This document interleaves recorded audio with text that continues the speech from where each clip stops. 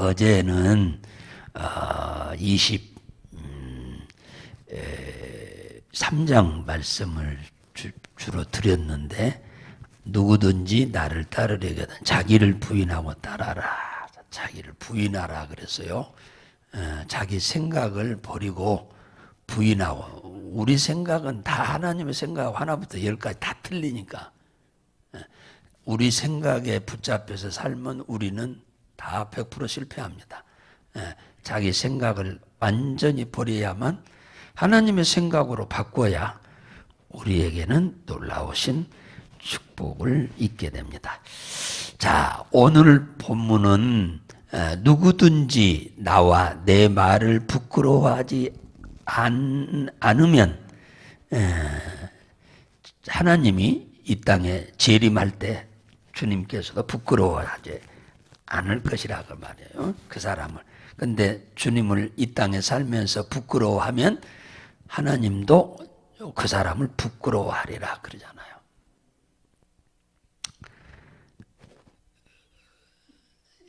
옛날에는 시골에서 참 불도 잘 났어요. 집이 초가집이어서. 뭐 집으로요, 지붕을 였기 때문에 나중에 새마을 운동하면서 스레트로 집을 바꾸고 나서는 초가집 지붕을 안 여으니까 참 편하기도 하고 불도 잘 안 났어요.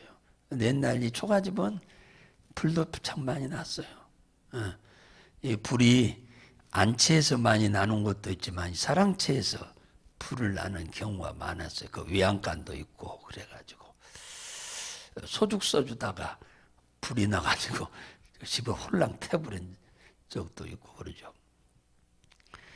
근데 어머니가 애 두 놔놓고 밭에 가서 일을 하다가 보니까 갑자기 연기가 풀 나서 도대체 왜 이렇게 연기가 나나 하고 일어서서 보니까 자기 집이 불이 타서 급히 와서 보니까 애들이 집에 다 있는데, 누워있는 애들이 어린애들이라 어머니는 그 애들을 꺼내기 위해서 안으로 들어가서 이불에 돌돌돌돌 몰아가지고 양쪽에다가 끼고 나옵니다. 자기는 언제 자기 어머니도 애가 하나만 있었다고 하면은 이불이라도 뒤집어 쓰고 나올 텐데 둘을 양쪽에 끼고 나오다 보니까 자기는 그냥 무방비 상태로 나오다 보니까 화상이 어마어마하게 입어서, 애들 말로 말하면 완전 그 어머니는 완전 귀신 같은 얼굴이 돼버린 거예요. 화상으로. 다 얼굴이다. 애들은 철이 없으니까 자랄 때 학교 다니면서 엄마 모시고 오라고 하면 엄마 오라고 오지 말라고 그러잖아요. 엄마가 하도 얼굴이 그렇게 흉측하니까. 애들이 보면은 귀신 같다고 막 놀려대니까. 어렸을 때는 다 그렇죠. 지를 살리기 위해서 엄마가 이렇게 됐다고 하는 것은 모르는 거죠. 아이들 어리니까. 근데 이게 아들이 둘인데 큰아들은 그걸 어머니 그 얼굴을 부끄럽게 여기는데, 작은아들은 그 어머니의 그 얼굴을 자랑스럽게 여기는 거예요. 나를 살리기 위해서 어머니가 얼굴이 이렇게 화상을 입어서 이렇다. 그래서 놀려대는 애들에게 우리 어머니는 대단한 분이다, 이렇게 자랑스러워하는 둘째 아들은. 그런데 큰아들은 완전 어디 가면은 학교에서 도시락을 안 싸고 가서 엄마가 점심시간에 도시락 갖고 정문 앞에 가면은 우리 집 식모가 왔다고 막 그런다. 근데 그게 안 고쳐지는 거예요. 대학 졸업할 때도 엄마가 졸업식에 가니까 모른다고 해보다잖아. 작은 아들 대학교 졸업식에는 갔는데 그 아들이 엄마를 모시고 졸업식장으로 데리고 가서 제일 앞자리에 엄마를 자랑스럽게 앉히더랍니다. 그러면서 그 애가 공부를 잘해서 이제 총장 상을 받게 되는데, 이 상은 내가 받을 상이 아니고 우리 엄마가 받아야 할 상이라고 엄마를 나오라고 해가지고 상을 엄마가 대신 받도록 했는데 그 어머니 얼굴을 보니까 완전히 이건 말 그대로 어른들이 눈으로 봐도 완전 귀신의 상이에요. 화상을 다 입어버렸어. 정상적인 얼굴이 하나도 없어. 그게 신문에 나와버렸네. 그래서 이 아들을 사위로 삼으려고 하는 부잣집 사람들이 줄을 섰다고 그러잖아요. 그 엄마를 자랑스럽게 얘기하는. 큰아들도 찾아갔는데 큰아들은 모른다고 해버리고. 왜? 장가 가는데 지장이 될까 봐.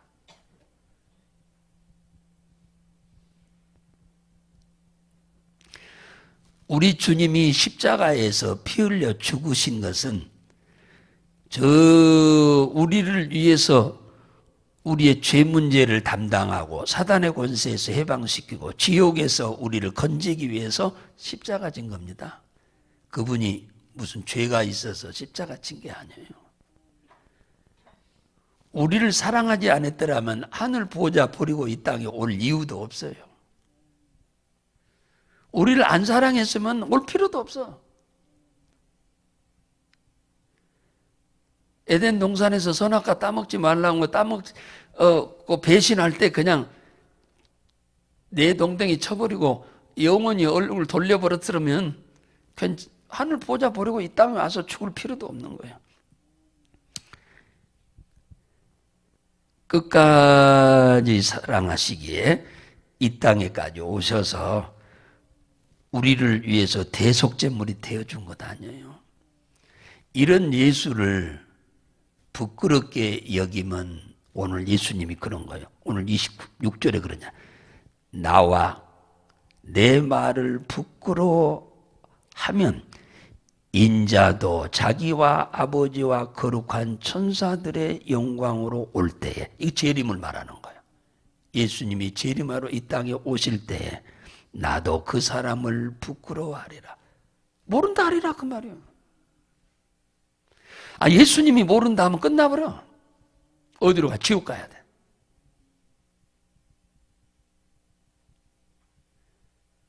이런 경향이 한둘이겠습니까? 철이 없으니까 그런 거예요. 철이 자식도 둘이 있는데 한 자식은 철이 있고 한 자식은 철이 없는 거예요. 똑같아. 신앙생활 해도 다 믿음이 있는 사람이 있고 믿음이 없는 사람이 있어. 수십 년 교회 다녀도.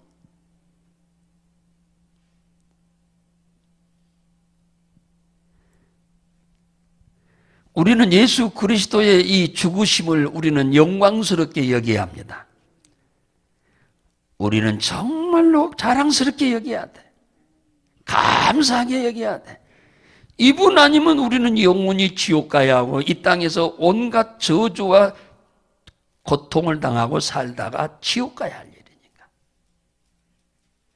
그러니까 우리는 어디 가서 나 예수 믿는다고 부끄럽게 생각하면 안 돼. 그러면 되겠어요? 여러분을 위해서 십자가에 죽어주신 주님인데 어디 가서 나는 예수 믿는다고 나는 집사라고 어디 가서 주일도 안 지키는데 가서 놀러 다니는데 어디 가서 나 교회 집사요 할 수가 없겠지. 안 그래요? 집사가 주일날 어디 놀러 가가지고 거기서 나 예수 믿는 집사요 놀러 가가지고 나는 예수 믿는 권사요 할 수가 있겠어요? 할 수가 없겠죠.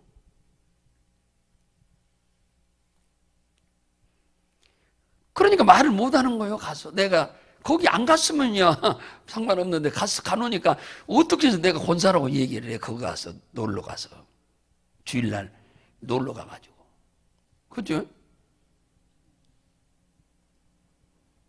어디 가서 그러니까 밥 먹으면서 기도도 못하는 거예요. 사람들이 볼까 봐. 이게요 주님 참 부끄럽게 하는 일입니다. 사도 바울은 예수 믿는 사람들을 잡아 죽이러 다메섹에 가다가 부활하신 예수님을 만났어요. 그래서 예수님의 제자들이 예수님이 죽으면 3일 만에 부활한다고 하니까 그 말도 안 되는 소리라 그 유언비어라고 그랬어. 그래서 이 사회를 혼란하게 하려고 하는 이 제자들을 잡아서 전부 감옥에 가두고 처형시켜야 한다고 생각한 거예요. 그래서 앞장서서 이 예수 믿는 애들을 잡으러 다닌 게 사울입니다. 그가 다메섹 앞에 가다가 부활하신 예수를 대낮에 직접 만난 거예요. 직접 만나버린 거예요. 그래서 예수를 만나고 난 이후에 그는 예수야말로 진짜 하나님이시다. 예수 만나고 난 이후에 그는 어디를 가든지 누구를 만나든지 그 예수님을 만난 그 상황, 간증을 계속했어요. 처음 만나는 사람은 무조건 자기가 만난 예수를. 왜? 자기는 예수님이 하나님으로 믿지도 않았거든. 또 부활한다고 하는 거 믿지도 않았거든요. 그 부활하신 예수를 만난 것을 간증하게 된 거예요. 예수님 만나기 전에는 바리새인이 자랑거리요, 학벌이 자랑거리요, 그 직업이 자랑거리였는데 예수 만나고 난 이후에는 그의 자랑거리는 이 세상 것은 싹 없어지고 자랑거리는 딱 하나, 예수를 자랑거리로 여겼어요. 예수를 아는 것이 참 지식이다. 최고의 지식이다. 예수 모르는 지식은 그건 지식도 아니에요. 바울이 그런 거예요. 예수 모르는 지식은 지식이 아니다. 왜? 그 지식 가지고는 인생 문제 생기면 아무것도 해결할 수가 없으니까. 세상에 살면서 당한 문제도 해결 못하는데 죽어서 지옥 문제를 어떻게 해결해요?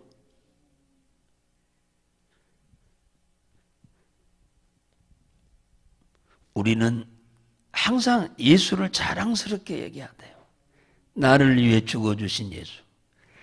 두 아들 중에 큰아들은 자기를 위해서 이렇게 불 속에서 꺼내느라 이렇게 얼굴이 다 흉측하게 된 어머니를 부끄럽게 여기는 자식이 있어. 그게 자식이요? 어렸을 때 초등학교 시절에는 차이 없으니까 그렇지만 대학교 다니는 놈이 그러면 되겠어요? 지 장가 가는데 지장이 될까 봐 어머니를 모른다고 그래? 그런 놈이 자식이요? 그잖아요. 그러니까 한 놈은 둘째는 그걸 영광스럽게 여기는 거예요. 이런 훌륭한 어머니 때문에 내가 이렇게 됐다고. 극과 극이잖아요. 두 자식인데.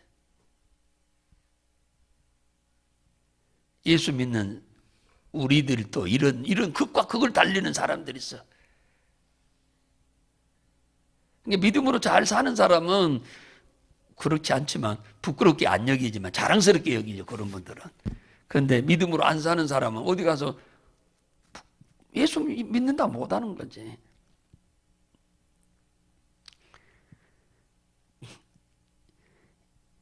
성경에 보면은 구약에 느부갓네살 왕이 바벨론 왕이 유다를 쳐들어왔어요. 많은 사람이 포로로 잡혀갔는데 그중에 대표적인 아이들이 4명이 갔는데 다니엘, 사드락, 메삭, 아벳노고라고 하는 이 아이들이 잡혀갔습니다. 대표적으로 많은 사람 중에 이들이 참 믿음이 좋았죠.